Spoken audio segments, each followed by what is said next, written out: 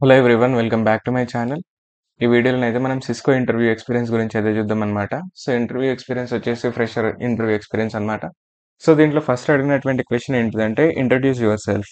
So బేసిక్గా ప్రతి కంపెనీలో ఏదైతే ఐటీ కంపెనీ ఇంటర్వ్యూస్ ఉంటాయో దాంట్లో ఫస్ట్ అడిగే క్వశ్చన్ ఏంటిదంటే introduce yourself. So as a ఫ్రెషర్గా మీరు ఎట్లా చెప్పాలంటే first explain it with your name, your college and your BTech stream and మీరు చదివినటువంటి సబ్జెక్ట్స్, మీరు చేసినటువంటి ప్రాజెక్ట్స్, మీకున్నటువంటి స్కిల్స్, మీరు చేసినటువంటి ఇంటర్న్‌షిప్స్, మీరు చేసినటువంటి సర్టిఫికేషన్స్ తోటైతే చెప్పాలనమాట. So, it will create a good impact. మీరు చెప్పేదాన్ని బట్టి వాళ్ళకి ఒక అండర్‌స్టాండింగ్ వస్తది గదా! అంటే మీ పొటెన్షియల్ ఎంతుంది? మీ కమ్యూనికేషన్ స్కిల్స్ ఎట్లున్నాయి? మీ సాఫ్ట్ స్కిల్స్ ఎట్లున్నాయి? అనేదైతే దీంట్లో అనలైజ్ చేస్తారనమాట. And one more thing, first impression is the best impression అంటారు. సో, దీంట్లోనే మీరు మాక్సిమం వాళ్ళని మెప్పించేటట్టయితే చూడాలనమాట. అండ్ వన్ మోర్ థింగ్, మీరు రెజ్యూమ్‌లో ఏదైతే స్కిల్స్ పెడతారో అది మీరు వీళ్ళతోటైతే డిస్కస్ చేయాలనమాట. సో, రెజ్యూమ్‌లో ఒక స్కిల్ పెట్టి మీరు ఇక్కడ ఒకటి చెప్తే it will create a negative impact. So, మీరు రెజ్యూమ్‌లో ఏదైతే పెడుతున్నారో దాన్ని ఒకసారి తరోగానైతే చూసుకోండి. ఎందుకంటే రెజ్యూమ్ అనేది మీ రిఫ్లెక్షన్ లాంటిదనమాట. మీకేదైతే వచ్చో అది మీ రెజ్యూమ్‌లో కనిపిస్తదనమాట.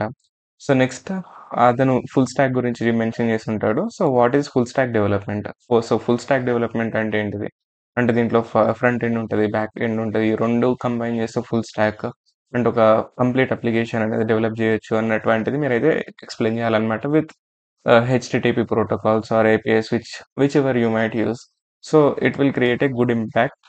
అంటే మీరు అట్లా ఎక్స్‌ప్లెయిన్ చేస్తే బెటర్‌గా ఉంటదనమాట. సో, దాని మెకానిజం గూడా ఎట్లా వర్క్ అవుతది? అంటే ఫ్రంట్ ఎండ్‌ని బ్యాక్ ఎండ్‌కి ఎలా కనెక్ట్ చేస్తారనేది గూడా మీరు చెప్తేనైతే it will create a solid impact అనైతే నేను అనుకుంటున్నాను.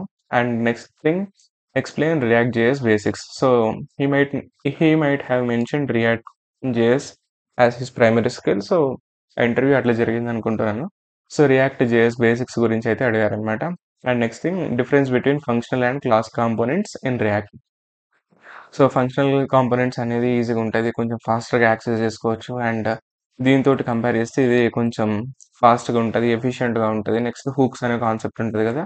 సో, అట్లాంటి బేసిక్ డిఫరెన్సెస్ అయితే మీరు చూసుకోండి. ఎట్ ది సేమ్ టైమ్ దాని సింటాక్స్ కూడా చూసుకోవడం అయితే మీకు ఒక అడ్వాంటేజ్ అనైతే నేను చెప్పొచ్చనమాట. సో, మీరు ఏదైతే స్కిల్ మెన్షన్ చేస్తారో దాంట్లో మీరు సింటాక్స్, నెక్స్ట్ దాని మీద థరో నాలెడ్జ్ ఉంటేనే మెన్షన్ చేయండి.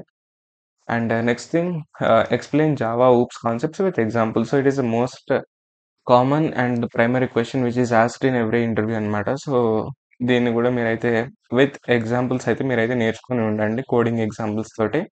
And next thing, rest API versus soap API. So, ఈ రెండిటిని కంపేర్ చేయాలనమాట.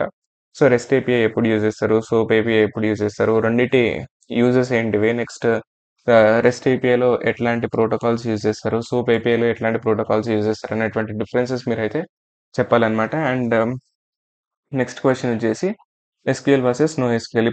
ఈ కాలంలో చూసుకున్నటువంటి ఇంటర్వ్యూస్‌లో మోస్ట్ ఆఫ్ ది ఇంటర్వ్యూస్‌లో అడిగినటువంటి క్వెషన్, కామన్ క్వెషన్ గూడా అనమాట. SQL versus NoSQL. So, SQL ఎప్పుడు యూజ్ చేస్తారు? నో ఎస్‌క్యూఎల్ ఎప్పుడు యూజ్ చేస్తారు? రెండిటికి డిఫరెన్సెస్ ఏంటిది? సో, ఏమేం కీ ఫ్యాక్టర్స్ కన్సిడర్ చేసుకోవాలి ఎస్‌క్యూఎల్‌కి, నో ఎస్‌క్యూఎల్‌కి? హారిజాంటల్ స్కేలబిలిటీ అంటే ఏంటిది? వర్టికల్ స్కేలబిలిటీ అంటే ఏంటిది? రిడెండెన్సీ అంటే ఏంటిది? యాసిడ్ ప్రాపర్టీస్ అంటే ఏంటివి?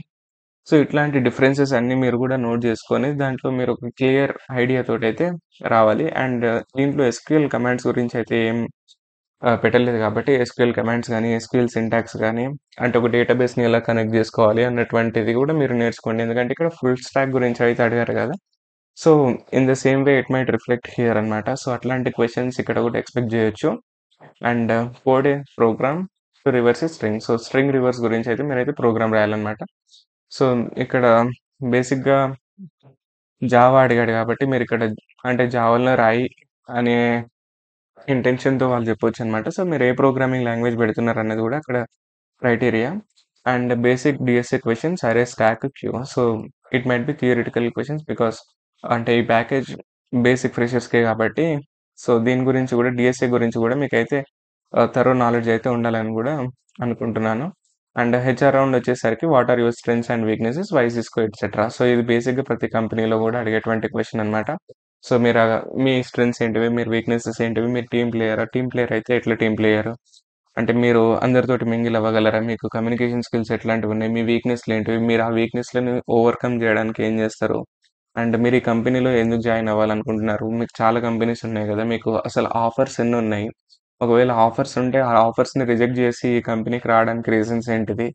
ఆర్ ఎల్స్ మీకు బెటర్ ప్యాకేజ్ వస్తుంది. మీరు వేరే కంపెనీకి మూవ్ అవుతారా? ఇట్లాంటి క్వెషన్స్ ప్రైమరీ క్వెషన్స్ అయితే మీకు అడిగేటువంటి ఛాన్సెస్ ఉంటాయన్నమాట. సో, ఇది ఓవరాల్‌గా ఇంటర్వ్యూ ఎక్స్‌పీరియన్స్. సో, ఈ ఇంటర్వ్యూ ఎక్స్‌పీరియన్స్ ఎలా ఉందో మీరు చెప్పండి. అలాగే మీరు ఏదైనా ఇంటర్వ్యూకి అటెండ్ అవుతే, ఆ ఇంటర్వ్యూ ఎక్స్‌పీరియన్స్‌ని మీరైతే కామెంట్ సెక్షన్‌లో మెన్షన్ చేయండి. And thank you for watching.